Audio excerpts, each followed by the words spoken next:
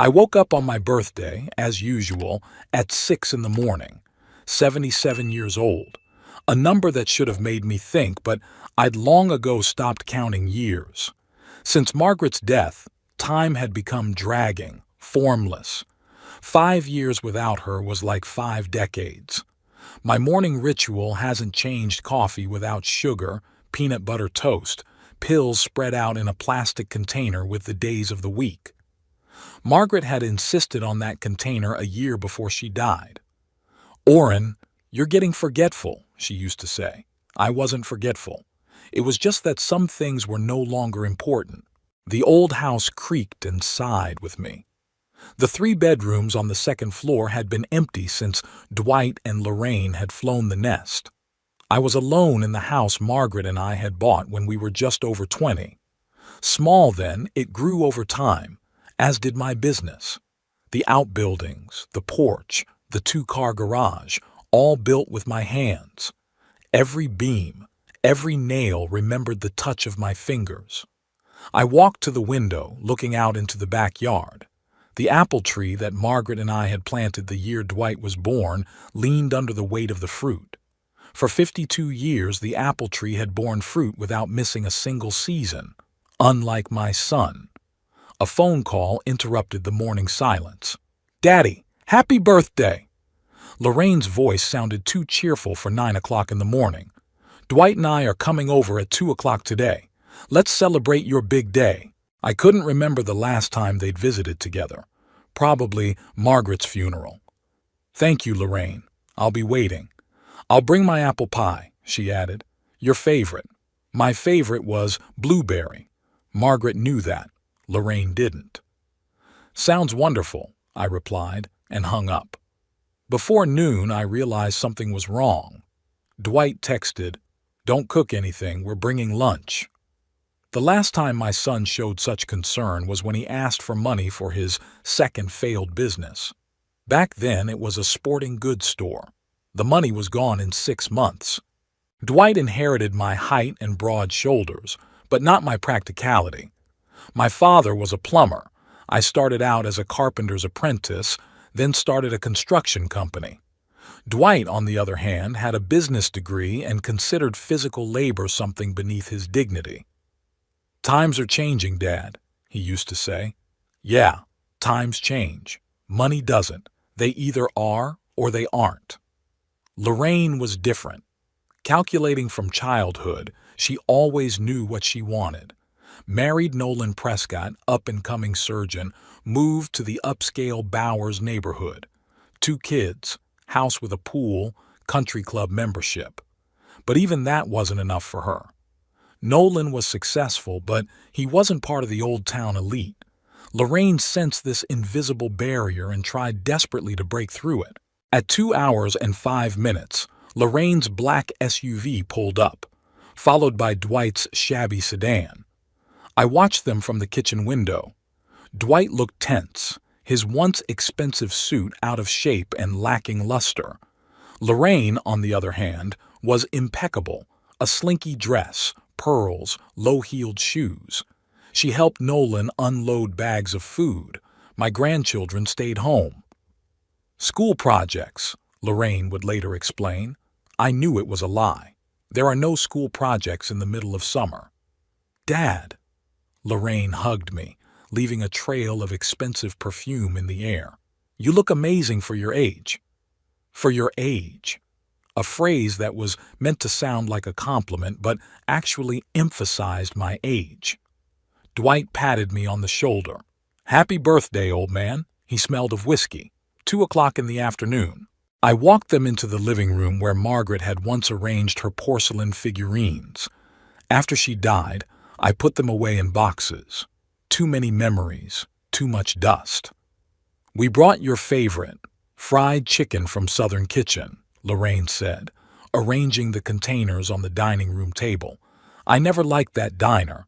Margaret cooked chicken better than anyone in Bowers." "And the cake from Mildred's Bakery," Dwight added, opening a box of chocolate cake. "I'm diabetic. Have been for 10 years. "It looks delicious," I lied. Nolan, Lorraine's husband, was the only one who looked genuinely embarrassed. He wasn't a bad man, just weak. Lorraine had chosen him the way one chooses a purebred dog with a good pedigree and obedient. We sat down at the table. Dwight opened a bottle of wine and poured for everyone but me. "You can't do that with your meds, right, Dad?" He smiled, showing his teeth. I remembered. "In fact, with my meds, you could have a glass of red." Dwight just didn't want to waste expensive wine on an old man. Lunch passed in awkward pauses and fake smiles. Lorraine talked about the new charity committee she'd finally been invited to join. Dwight talked evasively about the promising prospects of his new Italian furniture import business. I nodded and pretended to believe every word. Thinking back to that lunch, I can clearly see the moment when they looked at each other. A brief glance between brother and sister, the signal for a pre-planned conversation to begin. "Dad," Lorraine began, blotting her lips with a napkin, "Dwight and I wanted to talk to you about something important." I put my fork down. "Here it is." "We're worried about you," she continued. "Living alone in such a big house, forgetting to take your medication." "I don't forget to take my medicine," I interrupted. "Remember last month when you said you couldn't find your blood pressure pills?" Dwight intervened. "And then Mrs. Finch found them in the mailbox?" "I did put the pills in the mailbox once, but not because I forgot. I got a letter, I was reading it by the mailbox, and the phone rang. I got distracted. Happens to people of all ages." "One mistake," I answered. "It's not just that." Lorraine touched my hand with her cold fingers. "The house needs constant maintenance. The roof leaks, the porch steps are wobbly. What if you fall? Who's going to help you?" I looked at Dwight. He was studying his fingernails. "What's your point?" I asked him bluntly. They looked at each other again. "We found a great place," Dwight began. "Bowers Pines. It's not a regular nursing home, but a real senior community. Your own apartment, yet 24-hour nursing care, communal dining, activities." "I'm not moving into a nursing home," I cut him off. "Don't call it that, Dad," Lorraine grumbled. "It's an active retirement community. George Hammond lives there, remember him? You used to work together. George Hammond was an accountant for my company. He had a stroke at 65 and his daughter put him in the Pines." "I'm not George," I said, "and I'm fine here." "Dad, be reasonable." Dwight raised his voice. "This house is too big, too old. If you sell it now, you'll get good money. Enough for the Pines, and you'll have a decent amount left over.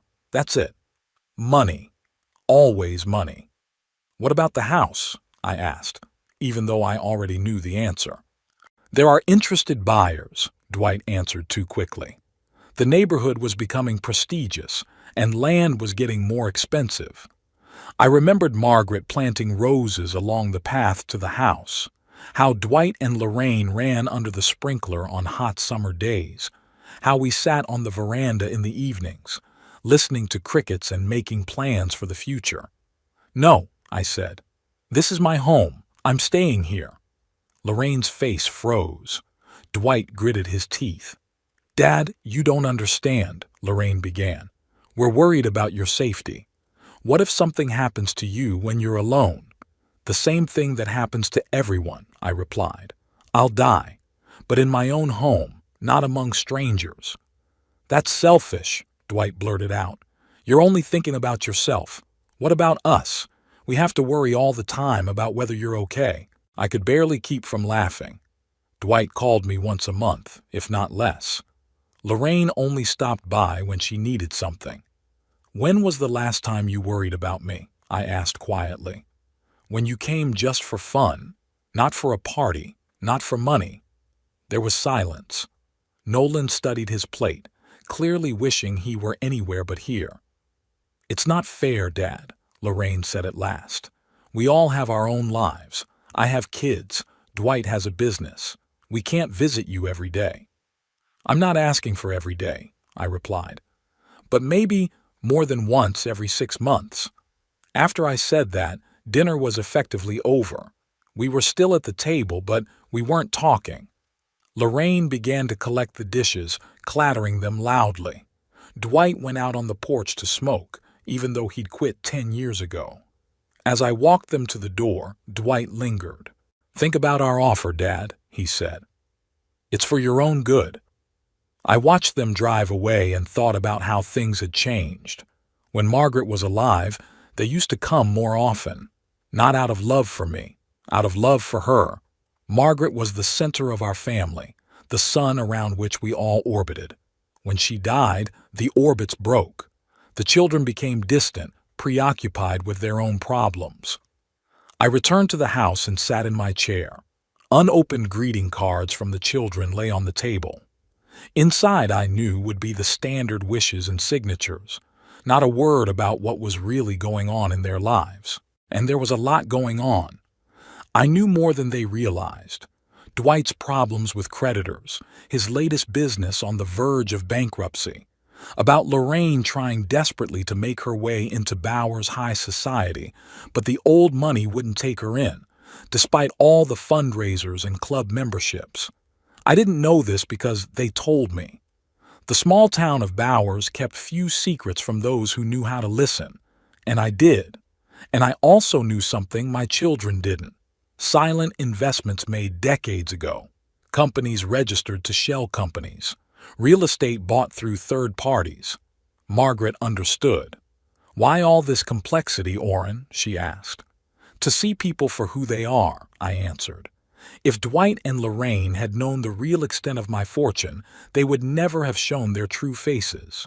I went up to the second floor, to the small room Margaret called my office. There, in an old safe behind a painting, were stored documents, evidence that humble builder Orrin Caldwell was far from as simple as he seemed. Today's conversation was no surprise to me. I'd been expecting something like this ever since I'd noticed Dwight looking around the house on his last visit, pricing it not as a family legacy, but as an asset. I wasn't mad at my kids. I was disappointed. Disappointed that money meant more to them than family, that the house they grew up in was just real estate for them to sell, that their elderly father had become a burden to be rid of. Looking at the old pictures on the wall, Margaret and the kids at the beach, the first day of Lorraine High School, Dwight with a baseball bat, I wondered where we'd taken a wrong turn. What had I done wrong in raising them? Maybe I worked too hard. Maybe I'd given them too much, or, conversely, too little. Margaret was a better judge of these matters. "Children need more than a roof over their heads and food on the table," she said. "They need your time." I didn't give much time. There was always work, projects, deadlines. I was building houses for other people, and I left my own home unattended. And this is the result. But it's not too late to teach my kids a lesson. Probably the last lesson I'll ever be able to teach them. A lesson about values, about consequences, about what's really important in life. I pulled out of the safe a file on an apartment building in downtown Bowers, the house where Dwight had been living in a rented apartment since his ex-wife kicked him out of their shared home. The house where Nolan Prescott, Lorraine's husband, had a clinic office on the top floor.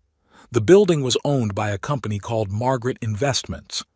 I named it after my wife, but neither Dwight nor Lorraine had ever associated the company with me. They didn't even know it existed. I ran my fingers over the documents, pondering the next step. Not about revenge, about justice, about one last lesson that could change my children for the better if it wasn't too late. A phone call interrupted my musings. "Grandpa?" It was Meredith, Dwight's daughter. "Happy birthday. I'm sorry I didn't come." Of all the grandchildren, Meredith was the only one who ever really visited me. Not often. Her father didn't approve of us hanging out, but sincerely. "Thank you, Meredith. How are you doing?" "I'm good. Dad said you two were fighting about the house. News travels fast in Bowers." "Not really a fight, just a disagreement. He wants you to move to the Pines." "Yes. Don't do it, Grandpa," she said seriously. "You won't like it there. Gemma volunteers there. She says it's a terrible place despite the pretty brochures." Gemma was Meredith's friend, smart girl studying social work. "Don't worry," I replied. "I'm not going anywhere." After talking to Meredith, I sat in the chair for a long time, staring out the window at the setting sun. A plan began to form in my head, a plan that would take time, patience, and the help of a few trusted friends. I picked up my cell phone and dialed a number. "Ted, it's Orrin. I need your help." Theodore Lockett had been my lawyer and friend for over 40 years. He knew everything about my affairs, including the existence of Margaret Investments and other companies. "What's wrong, Orrin?" he asked. "It's time to put Plan B into action," I said. "The kids want to evict me." After talking to the kids on my birthday, there was a lull. Lorraine called 3 days later, her voice tense as a string. "Dad, have you thought about our offer?" "Yes," I answered. My decision hadn't changed. There was a pause. I could almost physically feel her irritation seeping through the phone line. "Okay," she said finally, "but promise to at least think about it again. We care about you." That was the end of the conversation. Dwight didn't call at all. 2 weeks went by like that. I continued to live my normal life. Breakfast at 6 in the morning, a walk to the post office, reading the newspaper on the veranda, an occasional game of chess with Ted Lockett in the park. On Thursday, exactly 3 weeks after my birthday, I went out for my usual morning walk. The sky was clear, the air fresh from the night's rain. I took my standard route, through the park, past the old library, to the Stamford Bakery for fresh bread. Myra Stamford, the owner of the bakery, saved a loaf of rye for me every Thursday. "Orrin, there was a call for you," Myra said when I came in. "Your daughter, looking for you." I frowned. Lorraine never called the bakery. She didn't even know about my habit of coming here on Thursdays. "When?" "About 20 minutes ago. Said she couldn't reach you at home. That's weird." I didn't turn my phone off. "What else did she say?" "Nothing much. She asked if you'd stop by and told me to tell you to call her when you could." I nodded, picked up my bread, and walked out of the bakery, thinking, why was Lorraine looking for me? And why was she calling the bakery? Deciding not to pursue that question too long, I headed to the phone booth on the street corner and dialed Lorraine's number. Nolan answered. "Orrin?" His voice sounded strange. "Where are you?" "In town." Was Lorraine looking for me? "Yes, he stammered. "I think you'd better talk to her." There was a rustle in the phone, then Lorraine's voice. "Daddy? Thank God." She sounded like she was crying. "Where are you?" "Downtown." "What happened, Lorraine?" "It's your house, Daddy. It's, on fire." I felt the ground slipping from under my feet. The house. Margaret and I's house. "What do you mean it's on fire?" "The fire department's already there, but, her voice broke.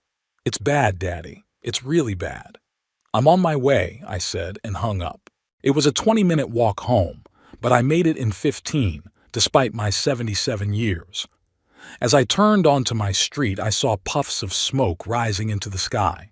3 fire trucks, a police patrol car, and an ambulance stood in front of my house. A crowd of neighbors had gathered at a safe distance, but most importantly, I saw the flames, furious, ravenous, devouring the roof of the house I had built with my own hands, the house where my children were born and raised, the house where Margaret died. I froze for a moment, feeling strangely calm. Somewhere on the edge of my consciousness, the thought flashed, too convenient. Too convenient that the fire happened right now when the kids were insisting on selling the house. Too convenient that Lorraine wasn't looking for me at home, but at the bakery I went to on Thursdays. Too convenient that this Thursday was the only day of the week that Mrs. Finch's neighbor wasn't home. Her daughter took her every Thursday for the day. "Daddy!" Lorraine rushed to me, her face wet with tears. Behind her was Dwight, pale with a lost look on his face. "We thought. We were afraid." She didn't finish her sentence, but I understood. They thought I was inside. They were afraid I was dead. Or were they hoping? I was in town, I said. What happened? We don't know, Dwight said.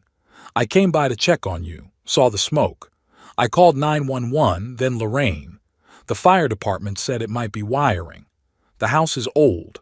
I had the wiring completely replaced 5 years ago after Margaret died. New copper wire, modern switches, overload protection. I hired the electricians myself and checked every detail. Where did the fire start? I asked. In your bedroom, I think, Lorraine answered. Or next to it. My bedroom was on the second floor. It was also where my office with the safe was. Coincidence? A fireman approached us, a tall man with a tired face. Mr. Caldwell? I'm Captain Jennings. I'm afraid the news isn't good. I can see that, I replied, staring at the fire burning through the roof of the house. The fire started on the second floor, in the back bedroom area. It spread very quickly. We're doing everything we can, but the house probably can't be saved. I nodded, feeling strangely numb. 55 years of life, memories, labor, all disappearing in the fire. Any guesses as to the cause? I asked. The captain hesitated.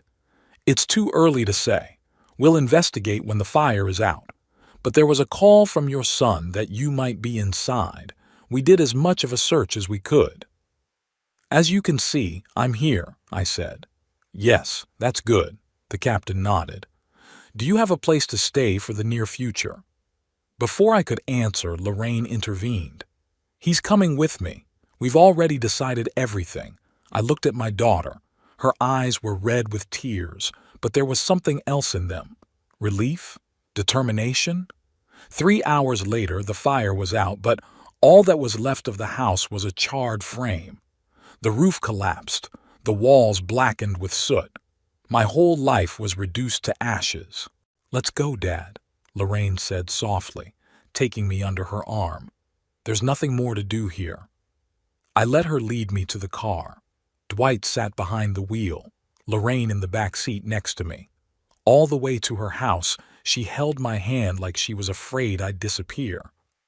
At dinner, Dwight and Lorraine were unusually thoughtful. Lorraine cooked my favorite roast beef, a dish she had never made before. Dwight opened a bottle of good whiskey and poured me one without saying a word about the medication. Dad, we have to talk about the future, Lorraine began when we finished eating. The future? The house. It's destroyed. It'll take months to rebuild, if it can be rebuilt at all. And the insurance company might not cover everything completely, given the age of the building. I've thought about that, I said. We'll see what the insurance company says. But even if they do, Dwight interjected, you have to think about whether it's worth rebuilding. Maybe it's a sign that it's time to move on. A sign? I raised an eyebrow. Do you believe in signs now, Dwight? He averted his eyes. You know what I mean. You could have used the insurance money to settle in at Bowers Pines. Lorraine and I talked to the management. They've got a great apartment opening up overlooking the park. How convenient, and how quickly they got it all organized. I'm not ready to make that kind of decision yet, I said. I need to deal with the aftermath of the fire first. Of course, Dad, Lorraine stroked my hand. We just want you to know that you have options, and we're here for you. There was so much fake concern in her voice that I barely restrained myself from laughing in her face. Instead, I nodded and took a sip of whiskey. 2 days later, the results of the preliminary fire investigation came in. Captain Jennings had personally brought them to the Lorraine house. Mr. Caldwell, he handed me a folder. Here's our report. Not good news, I'm afraid. I opened the folder and looked through the documents. What caught my eye was the phrase, probable cause, faulty electrical wiring in the wall between the bedroom and the study. Like I said, the wiring was completely replaced 5 years ago, I pointed out. The captain nodded. We've taken that into account, but even new wiring can be improperly installed or damaged by rodents. We found signs of melting in this particular area. I noticed that Lorraine and Dwight exchanged quick glances. I see, I said. Thanks for your work. When Jennings left, Lorraine sat down next to me. See, Dad? It was just an accident. No one could have seen it coming. Yeah, I agreed. No one could have. Dwight cleared his throat. Dad, Lorraine and I were thinking, maybe you should at least watch the pines. No strings attached. Just to look around. I looked at my kids. They were clearly nervous, waiting for my answer. Okay, I said finally. Let's go and have a look around. The relief on their faces was almost palpable. Bowers Pines was exactly what I'd expected, a sterile complex with smiling staff and faceless apartments. Mrs. Ross, the director, gave us a tour with a practice speech about comfort and safety. I pretended to be impressed, asked the right questions, and eventually agreed to put down a deposit on an apartment. A week after the fire, I moved into Bowers Pines. Lorraine and Dwight helped me get settled in, bought new clothes to replace the ones that had burned, and brought some personal items that had been stored at Ted's. They were unusually attentive and caring. The day we moved in, Lorraine brought me a stack of papers. Dad, these are from the insurance company. They've agreed to pay for the house, but it's less than we expected. Something to do with depreciation and old wiring. I went through the paperwork. The amount was indeed below the market value of the house, but still significant. And another thing, Lorraine continued, holding out another folder to me. These are the papers for you to live here. You need to sign a contract and a few other papers. I opened the folder and began to read. A standard nursing home contract, and a separate document, a power of attorney to manage your finances. What's that for? I asked, pointing to the power of attorney. It's standard procedure, Dad, Lorraine explained. The Pines require someone to be responsible for paying for your living expenses, just in case you can't manage your own finances. I'm still sane, Lorraine. Of course you are, Daddy. No one's saying otherwise. It's just a formality. I signed the living arrangements, but I put off the power of attorney. I need to discuss it with Ted. He's always helped me with legal matters. Lorraine frowned but nodded. Of course, Dad, of course, but don't take too long. The administration needs all the paperwork. When the kids left, I sat back in my chair and stared out the window for a long time. Their plan was obvious. Set the house on fire, get me to move to the Pines, get control of my finances. They didn't know that I had guessed their intentions. They didn't know that the key documents were safe with Ted, and they absolutely did not know about Margaret Investments and my other assets. The next day, I met Willow Tanner, the young social worker at the Pines. Unlike the rest of the staff, she didn't speak to me condescendingly or use that special tone that people save for young children and the elderly. Mr. Caldwell, she took a seat next to me in the common room. How are you settling in? Not bad, I answered. The food could be better, though. She laughed sincerely, not out of politeness. I couldn't agree more. I myself prefer to eat at the cafe across the street. We talked some more. She was intelligent and observant, rare qualities in this place. As she was leaving, I asked, Miss Tanner, do you happen to know Gemma? She's a social worker too, a friend of my granddaughter's. Willow raised her eyebrows in surprise. Gemma Parker? Yeah, we went to school together. She volunteers here sometimes. Small world, I smiled. Indeed, she paused.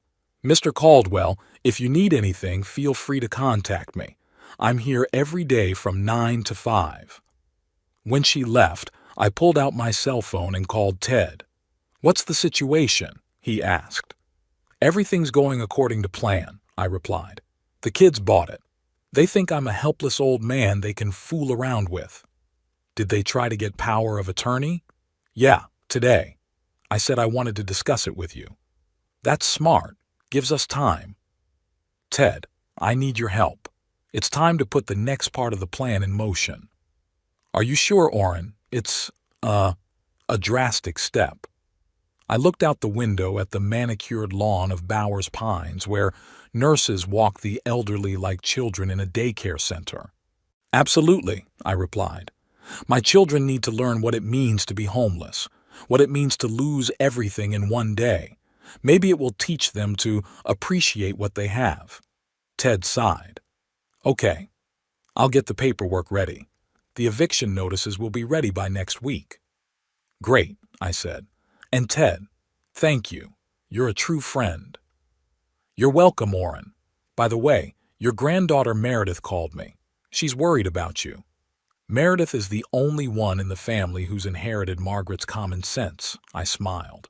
"Tell her I'm fine, and that the fun is about to begin." I finished talking and leaned back in my chair, feeling more energized than I had in years.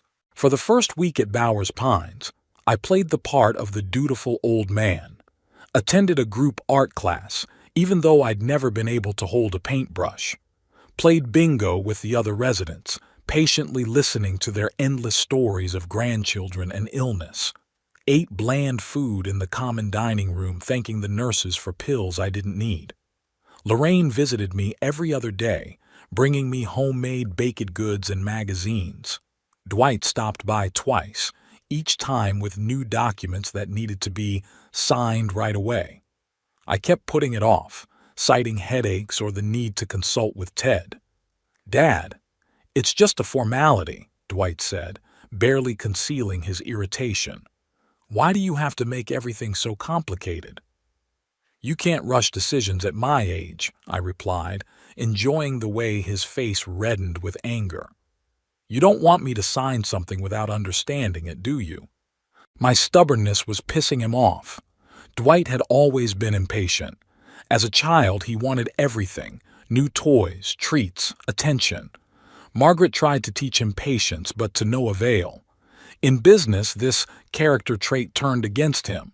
He took on projects without calculating the risks, invested money in dubious enterprises, expecting an instant return.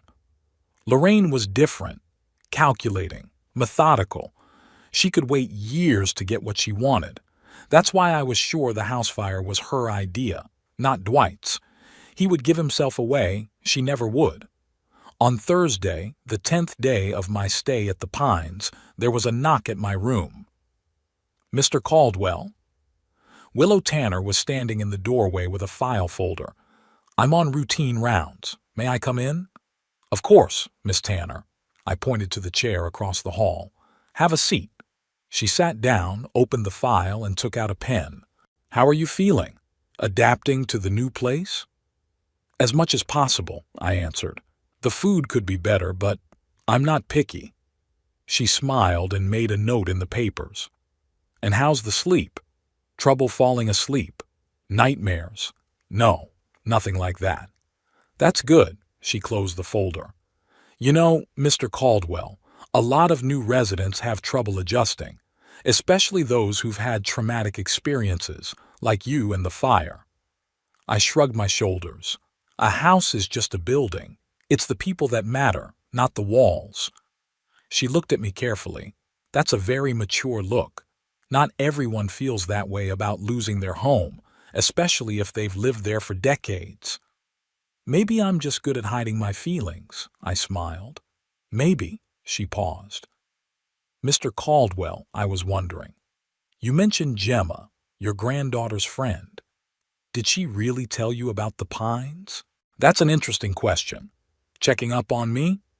"Yeah, through Meredith. My granddaughter visits me sometimes, and one day she brought Gemma. Nice girl. She mentioned that she volunteers here." Willow nodded. "I was just talking to her yesterday, and she was surprised to hear you were here. Said the Pines was the last place she expected to see you." I looked at Willow with renewed interest. "Why is she telling me this?" "Why?" "Gemma said that you always seemed to her independent, not the type to go easy on your family. Now I get it." Willow was smarter than she looked. "Sometimes a man doesn't have a choice," I said carefully, "especially when their house burns to the ground." She met my gaze. "There's always a choice, Mr. Caldwell, always." I saw understanding in her eyes. She knew there was something wrong with my story, that I wasn't just a helpless old man in difficult circumstances. You're right, Miss Tanner. I lowered my voice. There are always choices, and I've made mine. May I ask, which one? I shouldn't have trusted her. I shouldn't have revealed my cards. But something in her direct gaze, in her genuine interest, compelled me to continue. The choice to watch and wait. You see, Miss Tanner, I've long suspected that my children are not as caring as they want to appear. The fire only confirmed my fears. You don't think the fire was an accident? She stepped forward. Let's just say there were too many coincidences. What do you plan to do? Get justice, I answered. But I need help. Someone inside the pines I could trust. Willow looked at me for a long moment as if assessing me. I've worked here for 3 years, Mr. Caldwell, and I've seen enough cases where families have not acted in the best interests of their elderly relatives. If you've been the victim of something like that, I'd like to help. Why? Because it's the right thing to do, she shrugged, and because Gemma spoke of you as a good person, and I trust her judgment. I nodded. I need you to help me with a few things. 1, set up a meeting with my attorney, Ted Lockett, without the administration knowing. 2, to allow my granddaughter Meredith to visit me without her father finding out. The first one isn't hard, Willow said. Visitors can come during visiting hours and no one checks who they are. As for your granddaughter, I can meet her at the side entrance and take her through the staff area. There are no cameras. Thank you, Miss Tanner. Willow, please, she smiled. If we're going to be part of a secret conspiracy, let's at least address each other by our first names. Okay, Willow, I smiled too. Call me Orrin then. The next day, Ted came to see me as arranged. Willow led him through the service entrance and left us alone in the small counseling room. Orrin, Ted shook my hand firmly. How are you holding up? Better than they think, I pointed to a chair. Sit down. We don't have much time. Ted took a folder of documents out of his briefcase. I've got everything you asked for. The eviction notices are ready to go. All I need is your signature. I took the documents and looked through them.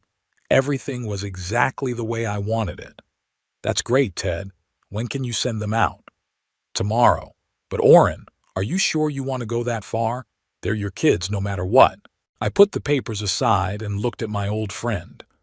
They stopped being my children the moment they decided they could burn down the house I built with my own hands. The house where they themselves had grown up. The house where their mother died. Ted sighed. I understand your pain, but there are other ways to punish them without throwing them out on the street. This isn't about punishment, Ted. It's about the lesson. They need to understand what it's like to be homeless, to feel what they think I should have felt. What about Nolan and the grandkids? They'd suffer too, I wondered. Nolan, Lorraine's husband, was a weak man but not evil, and the children, they're not to blame for their parents' sins. I have a plan for them too. Nolan can keep his practice. And as for the grandchildren, I'll leave them a separate inheritance through a trust. But Dwight and Lorraine have to feel the consequences of their actions. Ted shook his head but picked up the pen and handed it to me. It's your decision, Orrin. I'll support you, whatever you choose.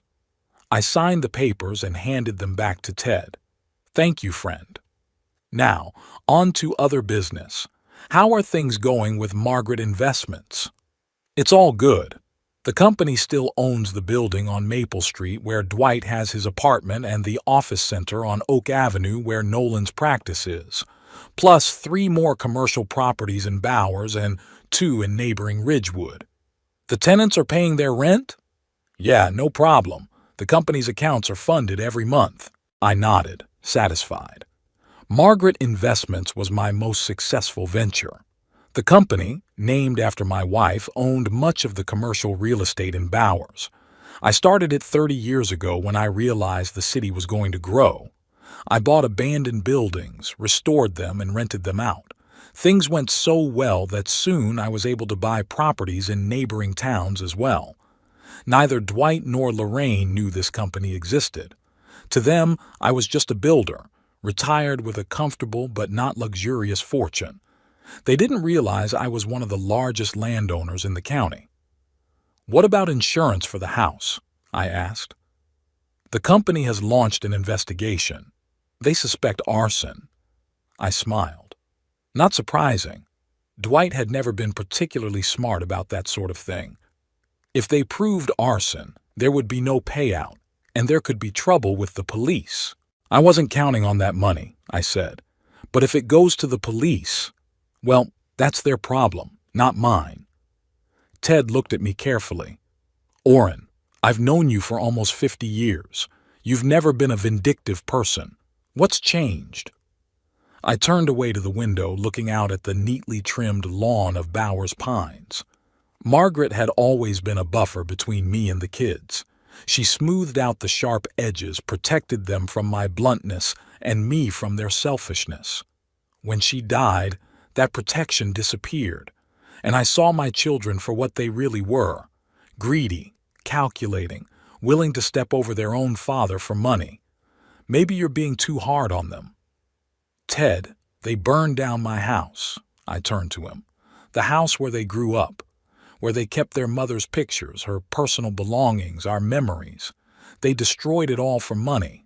How can I be lenient with them?" Ted couldn't find anything to say. "There's something else," I continued. "I want to rewrite the will, eliminate Dwight and Lorraine completely." "And who will you leave the inheritance to?" "Part of it to Meredith. She's the only one in the family who really cared about me. Part to charity, the Bowers Senior Citizens Fund, and a portion to the city to build a new community center. Let them know that Orrin Caldwell wasn't just a grumpy old man." Ted nodded. "I'll draw up the paperwork, but we'll need a notary for that. Willow might be able to help. She knows someone who could come here unofficially." "Are you sure you can trust her?" "No," I answered honestly. "But I don't have a choice, and she seems sincere." "Okay." Ted gathered the documents in his briefcase. "I'll send out the eviction notices on Monday. That'll give us the weekend to get everything ready." "Thank you, Ted, for everything." After he left, I sat in the chair for a long time, thinking about what I'd done. Part of me had doubts. After all, they're my kids, whatever they are. But the other part, the stronger part, demanded justice. They needed to learn a lesson they would remember for the rest of their lives. On Saturday, Willow brought Meredith to me. My granddaughter looked worried, pale face, dark circles under her eyes. "Grandpa!" She rushed over to hug me. "How are you?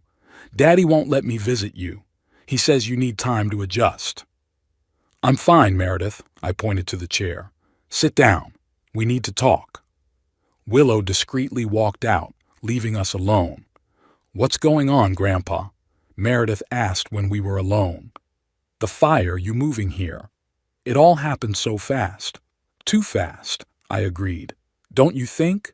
She frowned. "I talked to Gemma. She said that fires like this, well, they're not always accidental. Smart girl, just like her grandmother." "So what do you think?" "I don't know what to think," she shook her head. "I mean, it's impossible, isn't it? Daddy and Aunt Lorraine couldn't—" "Burn down my house?" I finished for her. "Why not? Your father's on the verge of bankruptcy. His last business failed. Creditors are demanding repayment. And Lorraine's desperate to break into Bowers high society. It takes money, more money than Nolan makes. How do you know about Daddy's business?" "Bowers is a small town, Meredith. People talk, and I'm a good listener." She looked at me with her eyes wide open. "But still, setting a house on fire, that's a crime." "Greed makes people do terrible things," I took her hand. "But that's not why I called you here. I need your help." "What kind of help?" "In the next few days, your father and aunt will receive certain news. They'll be shocked and angry. Perhaps they'll come here to make a scene." "What news?" "Eviction. You see, Meredith, I own the building where your father lives, and the building where Nolan's clinic is." She looked at me stunned. "How?" Dad always said you put all your money into your house and small savings. Your father only knows what I let him know, I smiled. I have a company, Margaret Investments, named after your grandmother. That company owns a lot of real estate in Bowers, including the buildings where your father and Aunt Lorraine live. And you're going to evict them? Meredith shook her head. Grandpa, that's cruel. No more cruel than burning down your father's house, I pointed out. They need to learn a lesson, Meredith, what it's like to be homeless overnight. She was silent for a long time, digesting the information. What can I do to help? She finally asked. I need eyes and ears in the family. When your father gets the notice, he'll be furious. I want to know what he'll do, what he'll talk to Lorraine about. You're asking me to spy on my dad? I'm asking you to help me protect myself, I corrected. Your father and aunt think I'm a helpless old man who can be manipulated. I want to show them that they're wrong. Meredith was silent again, looking down at the floor. I don't know, Grandpa. It's complicated. He is my father, after all. A father who was willing to burn down his own father's house, I reminded her. Think about it, Meredith. One more thing. I'm rewriting my will. Everything I own will be divided between you, the charity, and the town of Bowers. She raised her head. I don't want your money, Grandpa. I know. That's why you're going to get it. Unlike your father, you've never been greedy. Meredith sighed. Okay, I'll help. But not because you promised me an inheritance. It's because if Dad really burned down your house, he should be held accountable. Thank you, Meredith. I squeezed her hand. You look just like your grandmother. She would have been proud of you. After Meredith left, I sat by the window, watching the residents of Bowers Pines walking around the grounds. Many of them were younger than me, but looked older, hunched over, eyes droopy. They had given up, let their families decide for them. I wasn't going to be like that. Willow came by tonight. Everything okay, Orrin? She asked, taking a seat next to me. Yeah, thanks for your help with Meredith. You're welcome, she paused. Do you mind if I ask what you're planning? I looked at her. There was something about this young woman that inspired confidence. I'm going to teach my children a lesson, show them what it means to lose a home overnight. How so? I own the buildings where they live, through a company they don't know exists. Willow whistled. That's impressive. And you're gonna evict them? Yes. Notices will be sent out on Monday. But why? She frowned. Couldn't you just? I don't know. Talk to them? Explain what you know about the fire? Willow, my kids aren't the type to learn from words. They need action, consequences. They need to feel what they think I should feel. Helplessness, loss of control over their lives. That's, radical. Sometimes only drastic measures can get through to people, I shrugged. Especially stubborn ones like my kids. And then what? After the eviction? That's a good question. I've often thought about it myself. It would depend on them, how they react. If they realize their mistake, admit their guilt, maybe I'll soften. If they continue to insist, to deny the obvious, well, then they'll get what they deserve. Willow shook her head. Sounds like a script for a drama. Life is sometimes more dramatic than any script, I pointed out, especially when it comes to family and money. Aren't you scared? She asked suddenly. That after this you'll lose them forever? I wondered. You know, Willow, I've already lost them. The moment they decided that my money was more important than I was. Maybe it was even before that, when Margaret died. She was the glue that held our family together. And yet, they are your children. Yes, I agreed. And that's why I have to teach them this lesson. Parents teach their children until the day they die, Willow, even when they're in their 50s. She smiled. You're an amazing man, Orrin Caldwell. Just an old man who's tired of lying, I shrugged. But thanks for the compliment. When Willow left, I pulled Margaret's picture out of the nightstand, the only one that had survived because it was in Ted's possession. It was taken on our silver wedding day 25 years ago. Margaret laughed as she looked into the camera, her eyes shining. "What would you say, darling?" I whispered, looking at the photo. "Am I doing the right thing?" Margaret had always been kinder than me, gentler. She would probably have forgiven the children, found an excuse for what they had done. But Margaret didn't see what they were like after she died. She didn't see the cold calculation in Lorraine's eyes, Dwight's desperate greed. I tucked the photograph back into the nightstand and lay on the bed, staring at the ceiling. The plan was set in motion, the machine in motion. On Monday, Ted would send eviction notices, and my children's lives would change forever. They would learn what it meant to lose everything in an instant. They'll learn that their father isn't as simple as they thought. It will be a brutal lesson, but a necessary one.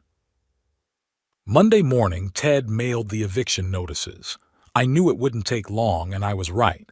By lunchtime, my phone was ringing off the hook. Dwight called first, his voice shaking with rage. "Dad, you won't believe what happened. Some company called Margaret Investments sent me an eviction notice. I only have 30 days to vacate the apartment. There's been a mistake." I acted surprised. "Margaret Investments? I've never heard of that company. Why are they evicting you?" "Something about a change of ownership and the termination of all leases. I called the building manager. He said it's true the building's been sold, but I've been paying my rent faithfully. They have no right." "It's unpleasant, Dwight," I said calmly, "but I think you should consult a lawyer. I don't know much about this kind of thing." I already called my lawyer. He said that if the company is really the new owner, they have the right to terminate the contract, provided they give me advance notice. What should I do, Dad? I can't find a new apartment in 30 days, especially with my credit history. "Maybe you could stay with Lorraine temporarily," I suggested it. "She's in the same situation," Dwight exclaimed. "The same company owns the building where Nolan's clinic is. They got an eviction notice, too." I allowed myself a small smile. It was exactly the reaction I'd expected. "What a coincidence," I said. "You both received notices on the same day." "There must be some mistake," Dwight insisted, "or a conspiracy. Someone is trying to run us out of town. Or just business," I said. "Companies buy and sell real estate every day." "Yeah, but why now? And why us?" Dwight's voice sounded almost pitiful. "Dad, I don't have the money to move. My last project fell through and I'm barely making ends meet." "I'm sorry, Dwight," I said sincerely. "Maybe you could talk to the new owners, explain the situation." "I've tried." No one answers the phone, just an answering machine. Of course, no one answered. Margaret Investments' phone was set to automatically pick up messages. Ted checked it every day. "Dad, I need money. Can you help?" Here it is. I've been waiting for this question. "Dwight, you know I have almost nothing left after the fire. All my savings went to pay for the Pines. But the insurance, it hasn't been paid yet. The insurance company is investigating." There was a pause. I could almost physically feel Dwight's brain working through his options. "Dad, I really need help," he said finally. "I know Lorraine and I insisted you move to the Pines, but maybe that was a mistake. Maybe you should move in with me. That way you can save money on the Pines and I can get help with the rent. That's thoughtful. Just now, when he needs money, he suddenly thinks I can live on my own. Dwight, you have a studio apartment. Where am I going to sleep?" "We'll figure something out," he insisted. "The important thing is that we're together. A family should support each other in difficult times. I wonder where that philosophy was when my house was burning down." An hour later, Lorraine called. Her voice was icy, controlled, typical Lorraine, even in a crisis keeping up the facade. "Daddy, did you hear the news?" she asked without preamble. "What news?" "About me and Dwight. Some company is evicting both of us. Dwight out of his apartment and Nolan out of his office." "Yeah," Dwight called. "That's terrible, Lorraine. What are you going to do about it?" "We hired a lawyer. It can't be a coincidence we both got notices on the same day. Someone is targeting our family on purpose. Or it's just business. I repeated the same thought to Dwight. No, Dad, her voice sounded confident. It's personal. The company's called Margaret Investments. Margaret is Mom's name. It can't be a coincidence. Lorraine had always been observant and more perceptive than Dwight. What do you mean? I don't know, she sighed. Could it be someone who knew Mom? Someone who has a reason to take revenge on our family? Margaret died 5 years ago, I pointed out. Why would someone wait that long? I don't know. The irritation in her voice finally broke through. But I'll find out. Nolan can't lose his clinic, Dad. He's worked for years to build a reputation. If he has to move, he'll lose patience. Maybe you can negotiate with the new owners. I suggested it. Explain the situation? We're trying. But no one's answering the phone, and the company's address is a mailbox at a law firm in Ridgewood. Which firm? Lockett and Associates, Lorraine said. I've never heard of them. Ted was careful, but not so careful that he would change the name of his firm. It was a small mistake that could have cost us a lot. After talking to Lorraine, I called Ted. They've hired a detective, I said without preamble, and a lawyer. Lorraine had noticed the connection to Margaret's name. That's to be expected, Ted replied. Don't worry, the paperwork's in order. The company is legally registered, all taxes paid. They'll need a very good detective to trace the connection back to you. What about your company? Lorraine mentioned the name. That's not a problem. I represent hundreds of clients. Margaret Investments is just one of many. I hope you're right, I said. How are things going with the insurance company? They're almost done investigating. Preliminary conclusion is arson. They found traces of accelerant at the origin of the fire. So, there's no payout? Probably not. And what's more, they might turn the case over to the police. Thursday, Willow came to me with an update. Your daughter was here, she said, sitting down next to me in the garden, talking to Principal Ross. About what? About you being here. Asked if she could take you home. The director said it was possible, but it would require a refund of some of the fees you paid. So Lorraine came up with the same idea as Dwight, using the money I paid to the Pines to solve her own problems. What else did she say? She asked about your health, how you were adjusting, the usual questions. But I got the feeling she was interested in something else. Like what? Your financial situation, Willow lowered her voice. She asked if all the necessary paperwork had been signed, especially regarding financial management. The director said no, that you had delayed signing some of the paperwork. And how did Lorraine react? She wasn't happy, said she'd talk to you about it.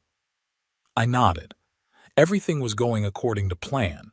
The kids were desperate and looking for any way to get the money. In the evening, Lorraine called just as Willow had predicted. Dad, I talked to the director of the Pines. She said you haven't signed all the paperwork yet. What paperwork? The power of attorney for financial management. Dad, this is important. What if something happens to you? Who's going to pay for you to stay there? I'm in perfect health, Lorraine, and I'm capable of managing my own money. No one's saying otherwise. Her voice sounded too hasty. It's just a formality for your own safety. You know, I've been thinking about what Dwight said, I said, changing the subject. About moving in with him. Maybe that wouldn't be such a bad idea. I could save money on the Pines. What? Lorraine clearly wasn't expecting that. Dad, you can't live with Dwight. He has a tiny apartment and he's going to be homeless soon. Well, then maybe I could move in with you. You have a big house. That would be difficult, Dad. We have a very busy schedule, the kids, Nolan's work. I understand, I said. So when you talk about family support, you only mean my money, not actual help. Dad, that's not fair. On the contrary, Lorraine, it's totally fair. You and Dwight insisted I move to the Pines, claiming I couldn't live on my own. But when it comes to me living with one of you, suddenly, it's impossible. You don't understand. Her voice trembled. We're in a very difficult situation right now. We could lose everything. The house, Nolan's clinic. We just can't take care of you too. You mean I'm a burden? No, that's not what I'm saying. That's exactly what you mean, Lorraine. I'm a liability when it comes to my comfort, but a great asset when it comes to my money. Daddy, please, her voice softened. We're in a desperate situation. If you sign the power of attorney, we can use some of your savings to solve our problems. We'll pay you back later, I promise. What if we don't have enough? What then? It should be enough, she said confidently. You have insurance on the house, don't you? The insurance company refuses to pay, I said. They suspect arson. There was a long pause. Arson? Her voice sounded strange. Why would they think that? They found traces of accelerant, gasoline or something. It's awful, Dad. Who would do something like that? I don't know, Lorraine. I really don't. The next day, Meredith texted, I need to talk to you right away.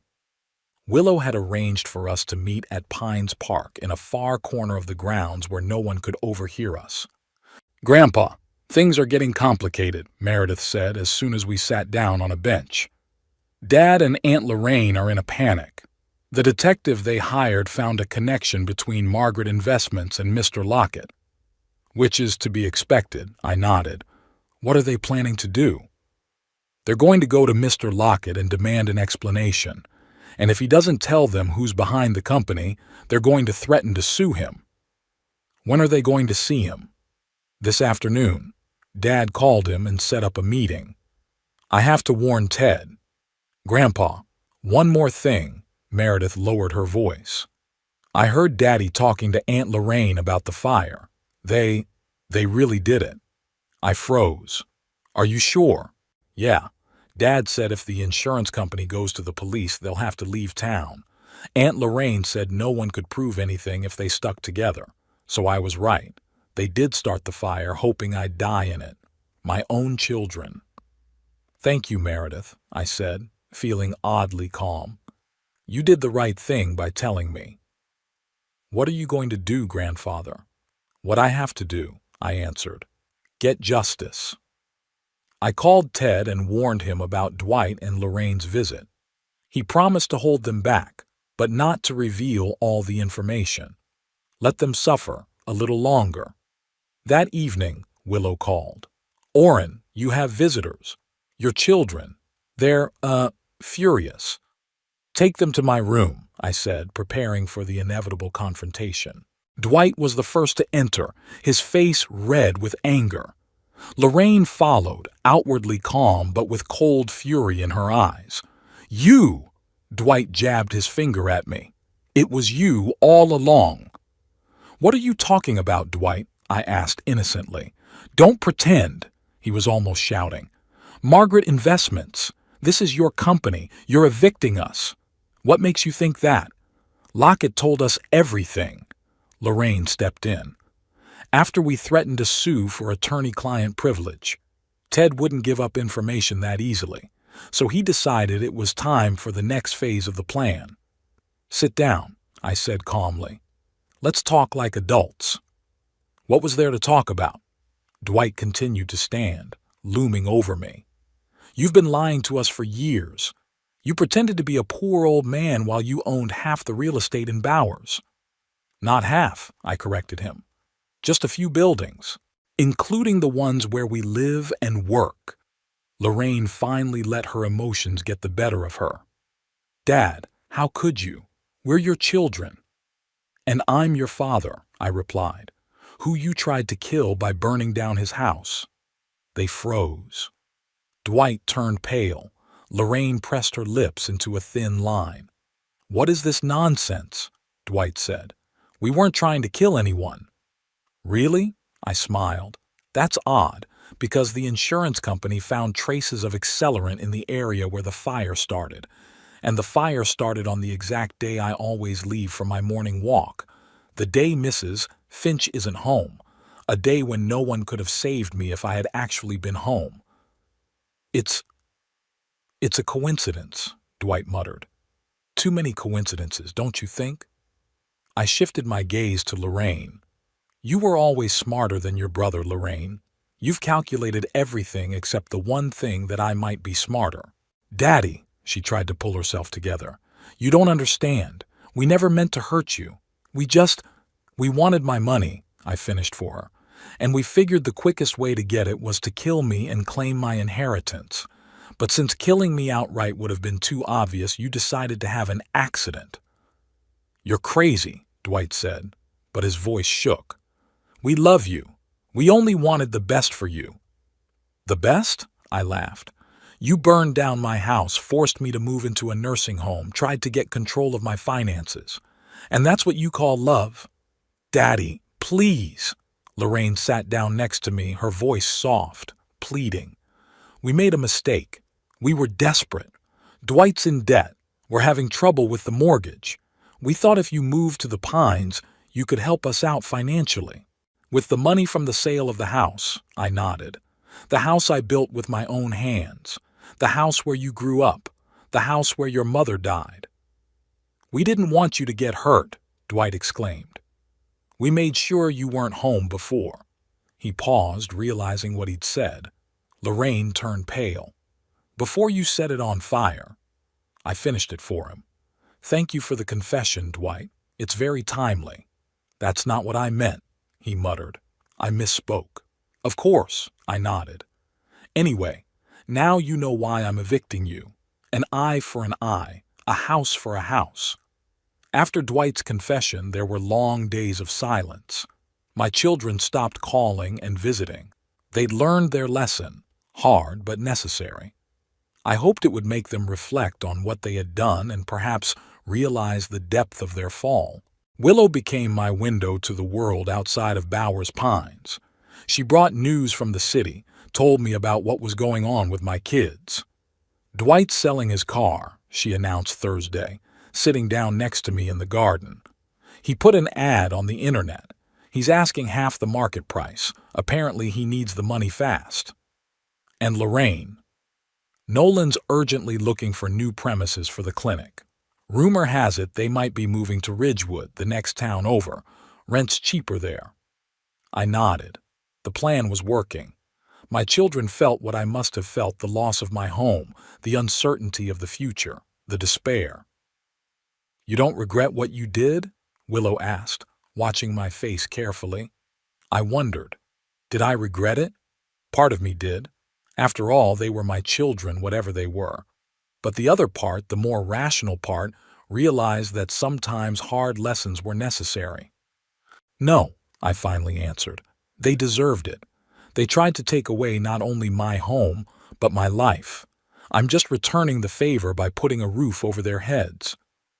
But you're not trying to take their lives, Willow said. That's the difference between you and them. Maybe, I agreed. Sometimes I think they deserve more punishment, though. But you won't, she said firmly, because you're better than they are. I looked at her gratefully. Willow saw me not just as a vengeful old man, but as a man with principles, even if those principles were hard. Do you think they'll learn their lesson? I asked. I don't know, she shrugged. People don't change easily, especially when they're used to thinking only of themselves. Like Dwight and Lorraine. Yeah, but sometimes a crisis can make people reevaluate their values. Maybe losing their home and job will be that crisis for them. Let's hope so, I said, even though I wasn't sure. On Saturday, Meredith came to visit me. She looked haggard, dark circles under her eyes, a pale face. The events of the last few weeks had taken their toll on her. Grandpa, she hugged me tighter than usual. How are you? Good, considering the circumstances, I answered. And you? How are you dealing with all this? Meredith sank into the chair across from me and sighed. It's hard. My dad's in terrible shape. He moved in with me temporarily, sleeping on the couch. He drinks all the time and blames you for all his problems. Typical Dwight, I said. He's never been able to take responsibility for his actions.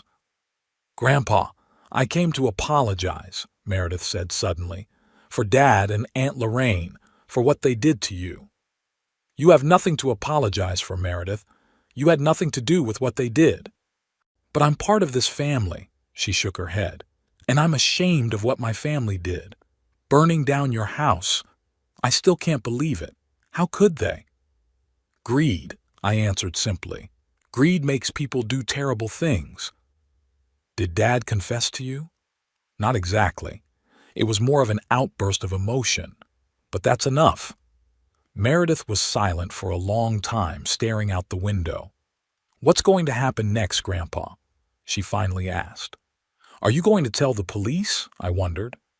It was a question I'd been asking myself for the last few days. No, I answered. I won't. Let the insurance company do their job. If they decide to go to the police, that's their business. I don't want to be the one to send my kids to jail, whatever they are. Thank you, Meredith whispered. Not for them, but for me. I don't know how I'd cope if my father was behind bars. He's still your father no matter what, I said. And I understand that you love him, even knowing what he did. I do, she nodded. It's hard right now, though. He's changed, Grandpa. He's become angry, vindictive, always talking about how he's going to make you pay for what you did. That didn't surprise me. Dwight had always had a flair for the dramatic and never admitted his mistakes. He'll calm down, I said, when he realizes there's no other way out. And if he doesn't? What if he does something even worse, I wondered. It was a real possibility. Dwight could be unpredictable when he was desperate. I don't think he'll go that far, I answered. But if you see anything suspicious, let me know. Of course, she nodded. Grandfather, I've been meaning to ask. What's going to happen to the inheritance? I know you said you were going to rewrite the will, but don't worry about that, Meredith, I interrupted. I've thought of everything. Part of my fortune will indeed go to you, but not because you're my spy, but because you're the only one in this family who's kept her integrity. I don't want your money, she repeated. I didn't help you for that. I know, I smiled. That's why you'll get it, but not all of it. Most of it's going to a charity, the Bowers Senior Citizens Fund, and to build a new community center for the city. That's wonderful, Grandpa, she smiled genuinely. Bowers needs a center like that. Yes, it does, I agreed. Margaret had always said that the town lacked a place where people of different generations could come together, where kids could learn from old people and old people could feel needed. We talked for a long time, about my life in the Pines, about her studies, about her plans for the future. Meredith wanted to be a social worker like her friend Gemma, helping people who can't help themselves. You'd be a great social worker, I said. You have what it takes to be a social worker: empathy, patience, and a strong moral compass. Thank you, Grandpa, she smiled. That means a lot to me. When Meredith left, I sat by the window for a long time, reflecting on our conversation. She was a ray of light in our family's dark history, proof that sometimes the apple falls far enough from the tree. On Wednesday of the following week, Ted brought news from the insurance company. They've turned the case over to the police, he said, sitting down across from me. The evidence is too strong to ignore. What does this mean for Dwight and Lorraine? If the police find enough evidence, they could be charged with arson and attempted murder. Those are serious charges, Orrin. They could get real sentences. I sigh. That's what I was afraid of. It's one thing to deprive them of their homes and jobs, and quite another to send them to prison. What can we do? Not much, Ted admitted. It's out of our hands. Unless, you could talk to a detective, say you don't think your kids would do something like that. But that would be a lie. Yeah, Ted agreed. And it's up to you. I'm just imagining the options. I wondered. Could I lie to protect my children? The children who had tried to kill me? Part of me wanted them to get the full measure of what they deserved. But the other part, the more merciful part, reminded me that they were my flesh and blood after all. I'll think about it, I said finally. Thank you, Ted. There's more news, he continued. The notary is ready to come any day to draw up a new will, and I've prepared the paperwork to set up a charitable foundation. That's great. Let's do it tomorrow. Okay, Ted hesitated. Orrin, I have to ask you one more time. Are you sure you want Dwight and Lorraine completely out of the will? It's, the final step. I'm sure. I nodded. They've already learned their lesson with the eviction, but I don't want them to be rewarded with an inheritance. I want the money to go to something good for Meredith and the city. Whatever you say. Ted gathered up his papers. 10 a.m. tomorrow morning? Yeah, I'll be waiting. After Ted left, I thought about my conversation with him. Maybe I'd been too hard on my kids. But then I remembered how my house had burned down, how every memory of Margaret, of our life together, had disappeared in the fire. How Dwight and Lorraine had brought me to Bowers Pines pretending to care, but really only thinking about my money. No, I wasn't being too hard. I was fair, and fairness can be painful sometimes. That evening, Willow called. Orrin, you have visitors, she said with a peculiar intonation. Your children, both of them. They look different. Not angry like last time. More like, depressed, especially your son. Show them in, I said, preparing for another round of conversations. They came in quietly, without the same aggression. Dwight looked gaunt, with red eyes and unkempt stubble. Lorraine was paler than usual, her always immaculate hair looking unkept. Dad, Dwight began in a hoarse voice, we're here to talk. Have a seat, I pointed to the chairs. They sat across from me, looking at each other awkwardly. It was obvious they were preparing for this conversation. Dad, Lorraine spoke, we made a terrible mistake. What we did, it's unforgivable. Yeah, it's unforgivable, I agreed. But you're not here for forgiveness, are you? You're here because the police are investigating the arson. They looked at each other again. In part, Dwight admitted. Detective Ramirez called us. He asked questions about our whereabouts on the day of the fire, about our relationship with you. And what did you tell him? The truth, Lorraine answered. That we were in other places. I was at a charity breakfast. Dwight was at a business meeting.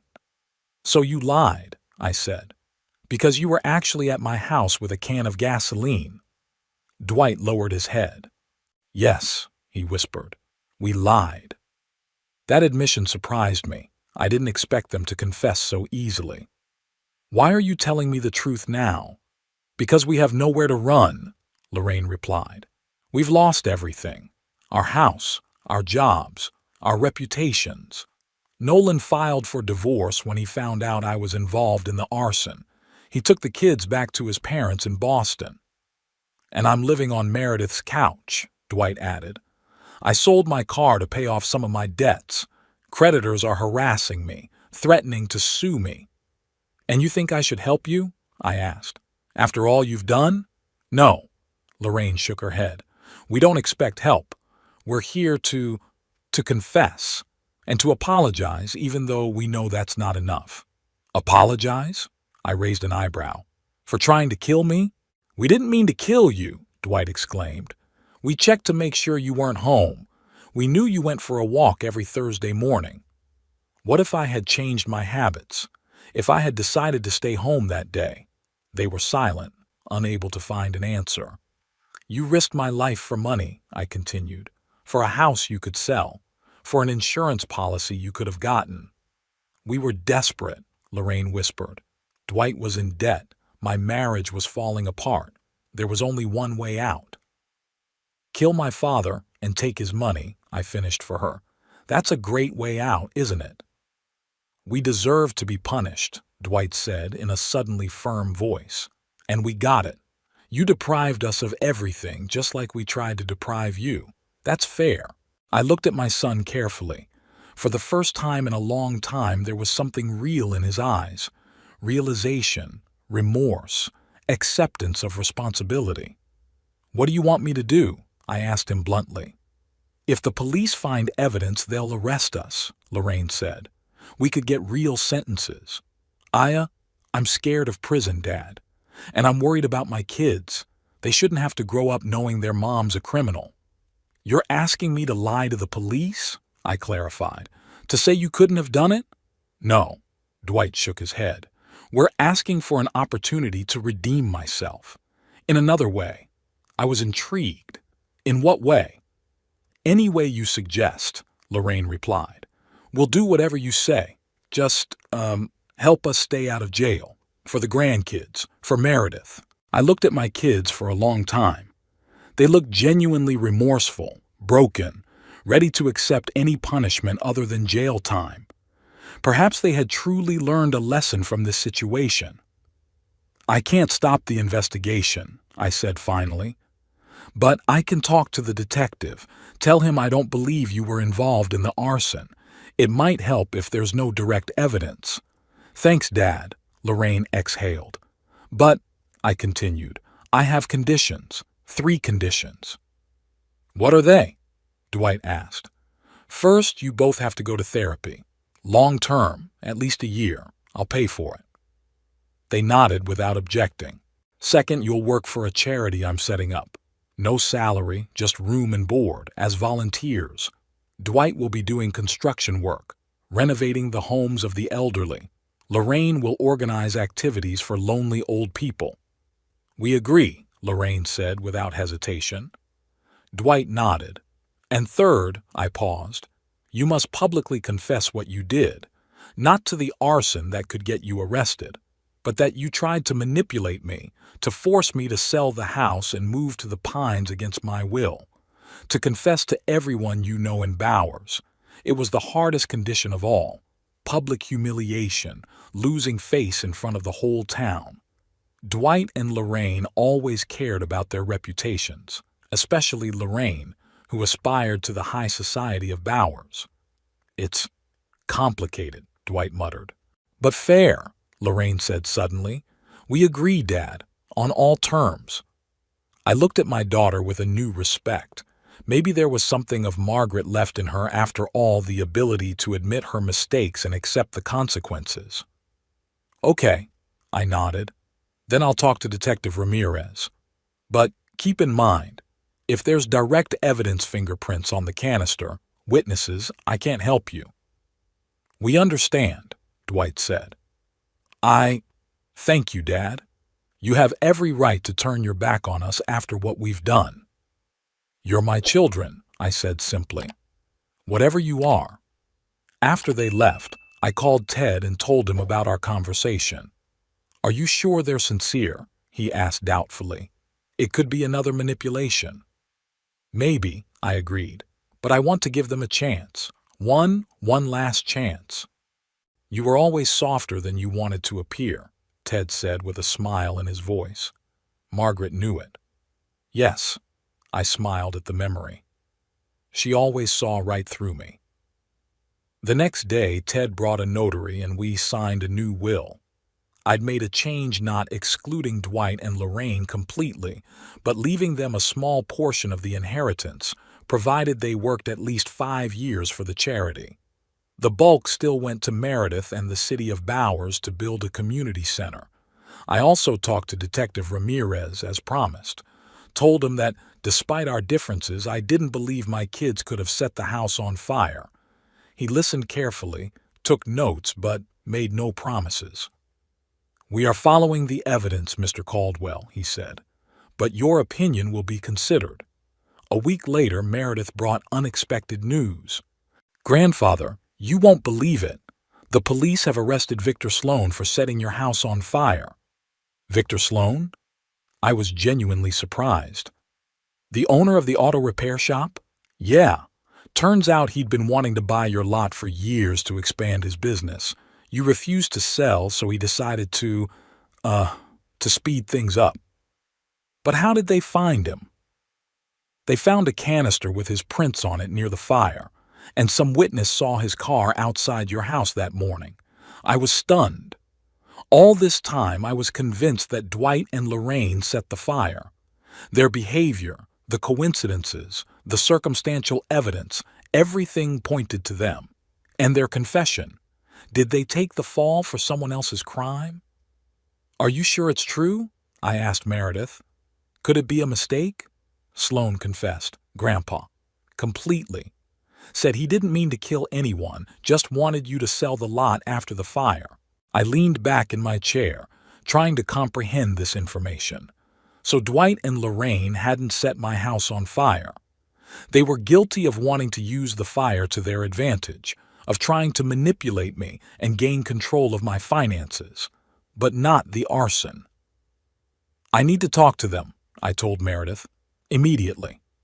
Dwight and Lorraine arrived an hour later.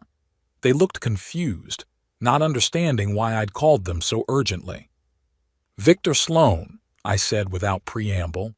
He'd been arrested for burning down my house. They looked at each other, a look of genuine surprise on their faces. Victor Sloan? Lorraine asked. The one from the auto shop? Yeah, I nodded. He confessed. He wanted me to sell the lot after the fire. But, Dwight hesitated. We thought that you did it, I finished for him. And you admitted it to me. Why? Again, the long look between brother and sister. Because we felt guilty, Lorraine finally said. We didn't start the fire, but we wanted your house to burn down. We talked about it. We planned it.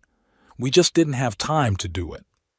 And when the house did burn down, Dwight continued, we decided it was a sign, an opportunity to get what we wanted, the money from the sale of the lot, your move to the Pines. We were so preoccupied with our own problems that we didn't even think about the possibility that someone else might have done it, Lorraine admitted. When you blamed us, we just accepted the blame, because in our hearts we were guilty. I looked at my children and saw something in them that I hadn't noticed before, the capacity for remorse. They were willing to take the blame for a crime they hadn't committed because they knew in their hearts that they deserved to be punished for their intentions. You know, I said after a long pause, Margaret has always believed that there is good in everyone, even in the most misguided souls. I often argued with her, saying that some people were just hopeless. She would reply, no one is hopeless, Orrin. Some just need more time to find their way. Lorraine's eyes filled with tears. She always saw the best in us, she whispered, even when we didn't see it ourselves. Yes, I agreed. And maybe she was right. Maybe there really is something worthwhile in you, something that could be saved.